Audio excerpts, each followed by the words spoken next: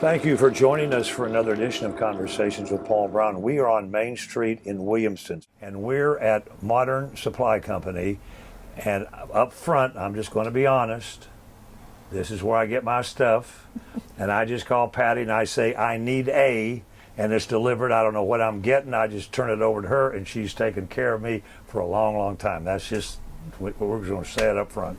But we're going to talk to Patty about growing up in Williamston and the businesses associated with this and her company and how it came into being. And your family has owned Modern Supply for how many years?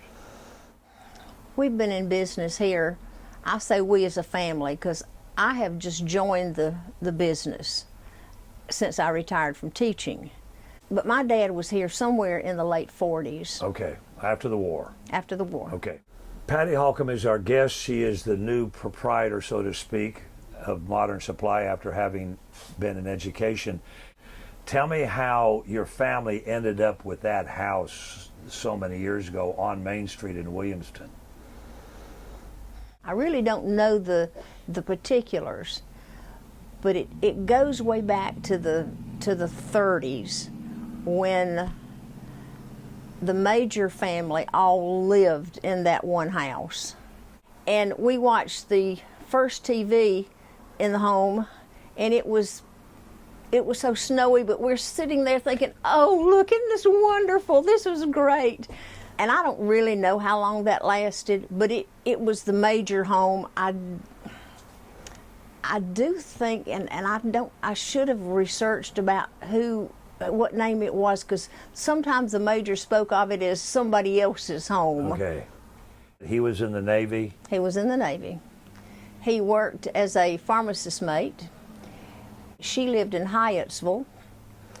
She was actually born around Point of Rocks. That's also in Maryland on the Potomac. He brought her back probably in 44. I had a sister who was born up north. She was premature. She stayed in the incubator for a long, long time there. I don't exactly know the location, but I remember them going to a small home. I got a picture somewhere of where they lived first when they were married. It was very meager. At that time, I guess babies were either born in the hospital. We weren't aware of anybody being born at home at that time. I do have brothers that were born here in Williamston at the Williamston Hospital with Dr. Goodlett and Dr. Smith. What are your early recollections about growing up on Main Street in Williamston? Well, this street used to be Highway 29. It used to be the route from Florida all the way up to up north, and it was noisy. The big trucks, they traveled day and night. You didn't have air conditioning, so it was a little loud sometime, but you got used to the hum and it didn't really bother you. There was no air conditioning, so at night you had windows open, and you just took what comfort you had and prayed that you could go to sleep. You were so hot you wanted to go to sleep. Could you ride your bikes?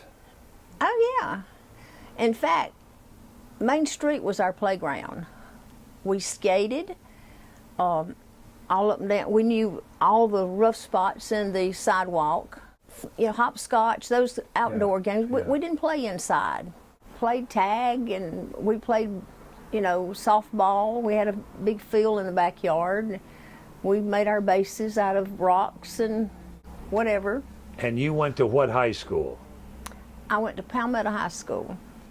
What happened after you graduated from high school? I went to college. Where? I went to Anderson for a short time. Went to Furman. Graduated from Furman in like 1966. And at what point during that time did you feel you wanted to teach? You grow up in that period, and there was not a lot of opportunities talked about for women. So you just kind of went that path. I don't think it was a bad path, because I stayed there 32 years, so in this district. So it was fine, and I love the kids. But it was not the career path that women have today. When I was still taking my last class to graduate, I got a call from a principal, and he asked me if I would come and teach in September.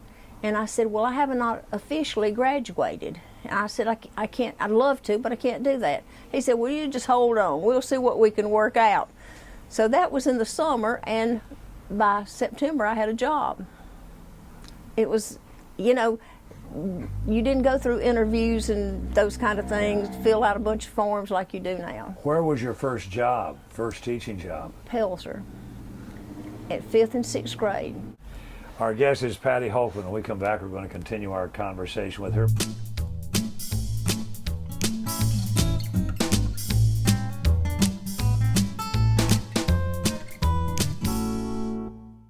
How did Modern Supply and your dad begin? Well, he's always had sales in mind. And growing up, there was a warehouse at the very foot of the property, across the street, and it was full of shoes. And if you could match up a pair of shoes, then you could buy them inexpensively.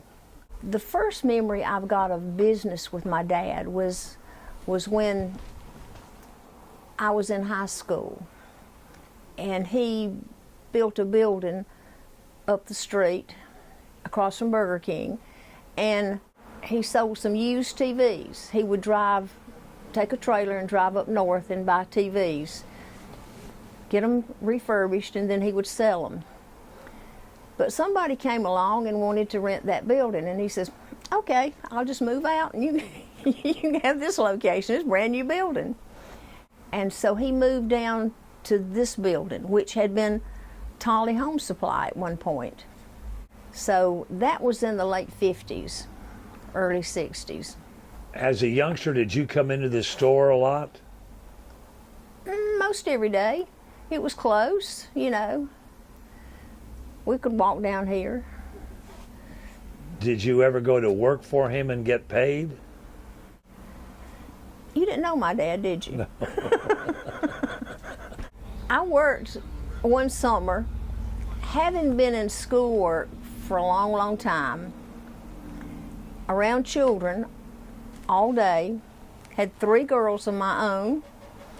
I volunteered, when my girls got a little bit old, I volunteered to come down and work a summer for him, which I did. And it was a little more complicated than you think. I mean, you got a lot of records to keep and a lot of inventory to be responsible for, but it was kind of fun. But I did that for the summer, but I never got paid.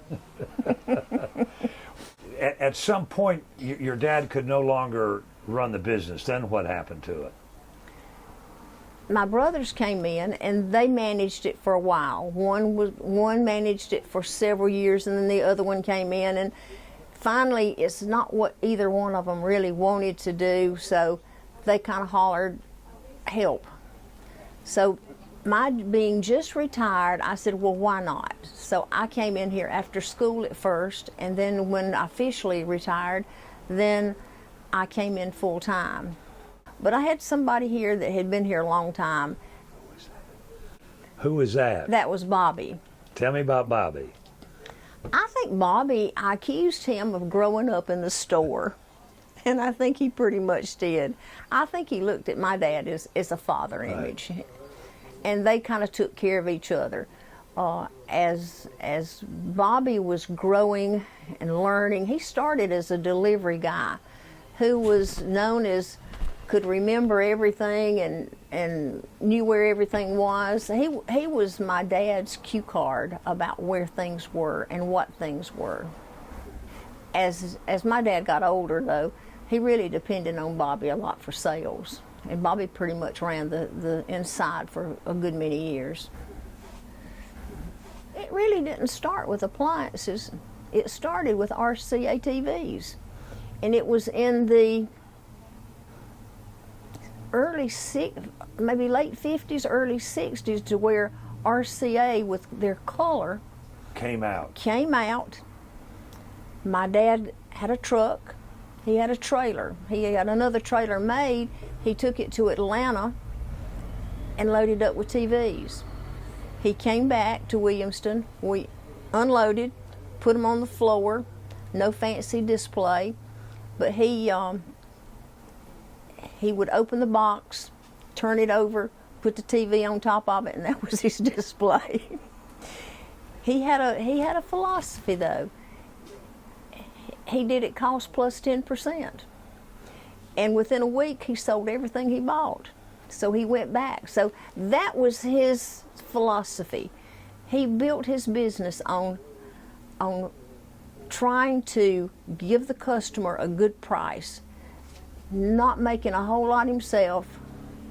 I mean, he enjoyed making a profit. Sure. But these old buildings have probably afforded him some extra place to play with product. He didn't have any big fancy building to take care of. And then from the TVs, then it expanded. Well, at one point you'd come in, and on this side there was a row of TVs, all different colors, all different cabinets, and they were all cabinets then, long TVs with speakers on the side. As the market changed and other people got into the electronic division, he began to dabble in Whirlpool, and that's all we do now is Whirlpool. And of course, Whirlpool has bought out Maytag, which is now Amana. Magic Chef was part of that company. So now Whirlpool has a variety of names. Including KitchenAid. KitchenAid. So it's a stair step. Starts with Amana, Whirlpool, Maytag, KitchenAid, and Genair. And you have them all. Mm-hmm. And yet, little Modern Supply up in Williamston is competing with Lowe's and Home Depot, and people still come to you. They do, and we're appreciative. We try to take care of our customers. We do what we have to do. Who has now come into the business to help you? Any family members that you've brought in that help? Well, my daughter, as I've gotten this old, she's really my right hand guy here. My brothers are still involved in the store, but they don't really work actively in the store.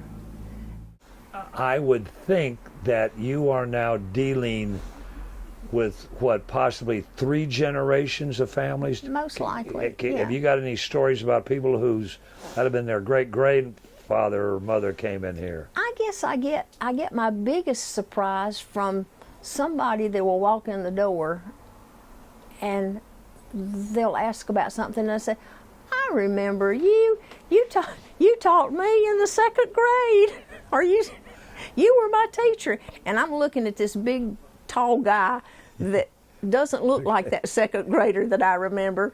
And I tried to remember when I was getting older, kids were getting more abundant in my list, and I said, I just want you to do me a favor. Please, when you see me, after years go by, don't walk up to me and say, do you know who I am? I said, just say, hello, my name is... And you were my 2nd grade teacher. Yeah. And I guess some of those are now your customers. Oh, yeah, a good many of them. What's been the secret? I mean, you said a little bit ago, but do you think this being a family-owned business has had its blessings and had its positive notes compared to big box stores? Well, yeah, there's a lot of good in that, because we got repeat customers that are familiar with what we do and how we do, and we've got so many customers that call up and say what you said earlier. All right, I need a washer. Will you send me one? And when I used to come in here after school, my dad would be on the phone and he'd hang up and he'd say, okay, Bobby, we got a washer to go to Anderson or wherever. And I said, well, how do you do that? He says, well, we just, we just give them a good price and a good product, and they're okay with it. So they keep on coming back though. And that success has worked, obviously. It has. It's been a good family business. Well, and you know, we embrace our customers almost like their family.